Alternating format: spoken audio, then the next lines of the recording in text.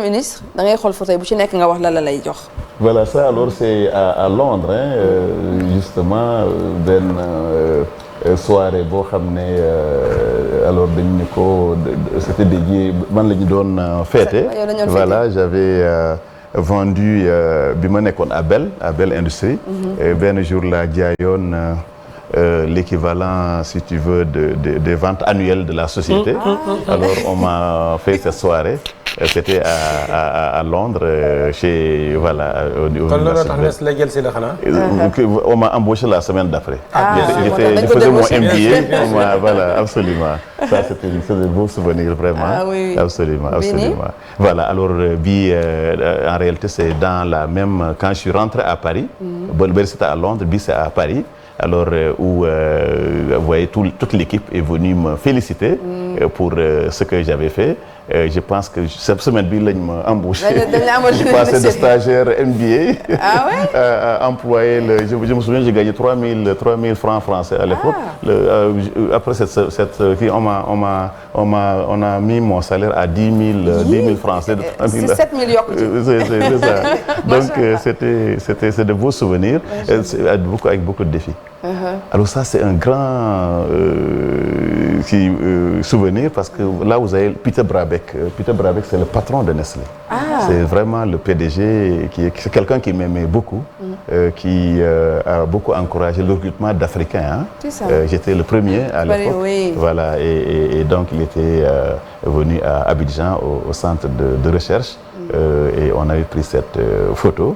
Et c'est quelqu'un qui m'aimait beaucoup. C'est les premiers à me nommer à l'époque comme directeur du centre de recherche de Nestlé. Donc beaucoup de souvenirs.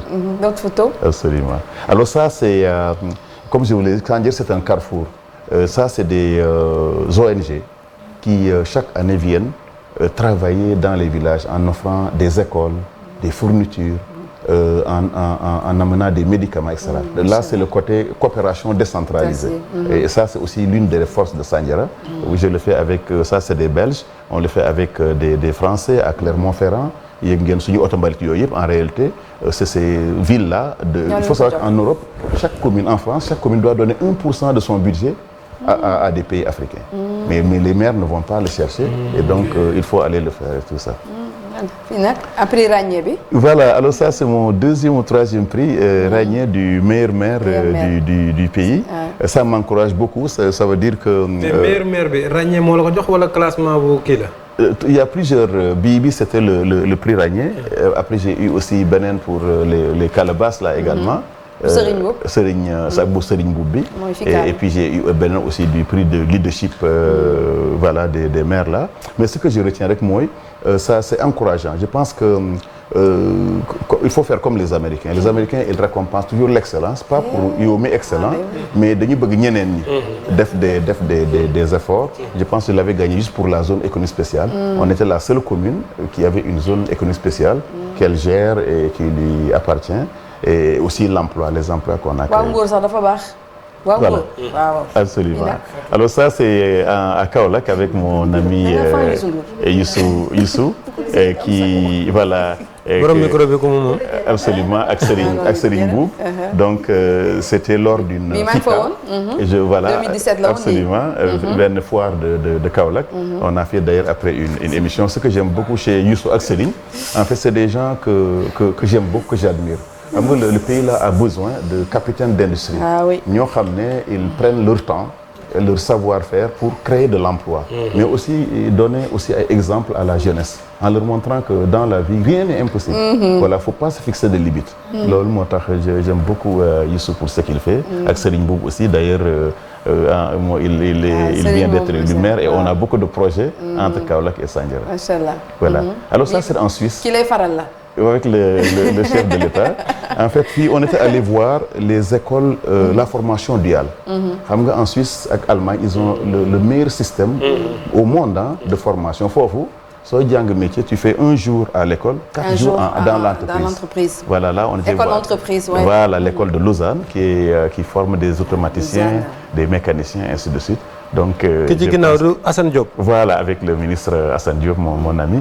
Donc c'était très important. On est allé voir l'école d'agriculture, l'école des métiers de la bouche aussi, école hôtelière bi. Dem nañ aussi seeti l'école de mécanique, auto. Et yii mooy indi si vous voulez les lycées techniques professionnels. Là, le projet P2E, le projet école en compte avec le ministre Talla, voilà. Photo bi. Alors symbolique.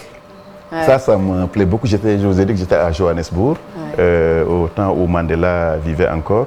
Alors moi, je l'aime beaucoup, Mandela, c'est un peu ma référence sur le plan politique. Parce que je pense sacerdoce, le fait que nous en politique, vous aussi dara. En termes de matériel, je crois que c'est un excellent exemple, en tout cas pour nous autres Africains. Et puis le courage aussi.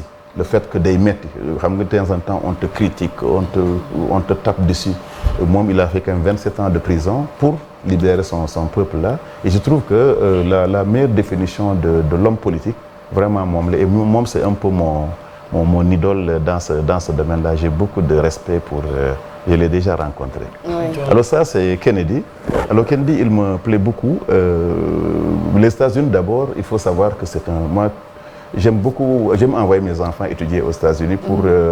parce que c'est un pays d'abord très particulier, de liberté, où l'entreprise est favorisée. Maintenant, en même temps, l'Union Famoul, moi, c'est un pays où l'humanitaire est très encouragé en réalité. Le fait de def dara. Et Kennedy disait toujours qu'un citoyen ne doit jamais demander qu'est-ce que son pays a fait pour lui. Il doit toujours dire what can you do for your country. Et un peu l'idée de lycée de Sandiara, en réalité, je m'inspire beaucoup de Kennedy. Qu'est-ce que je peux faire pour le Sénégal, pour mon village, Et je trouve que ça aussi, sur le plan politique, c'est un héritage du monde entier, hein, pas seulement des Américains. C'est la dernière photo. Voilà, ça c'est l'étudiant. Alors, j'étais plus jeune à Londres, hein, dans les années 92, absolument, là où on essaie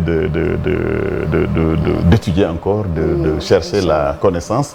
Et c'était une de mes passions, aller étudier, aller voir ce qui se fait de mieux, se confronter en tout cas à de nouveaux domaines, aussi bien à Londres qu'aux États-Unis. C'est très important en tout cas de chercher ces connaissances. C'est la dernière photo?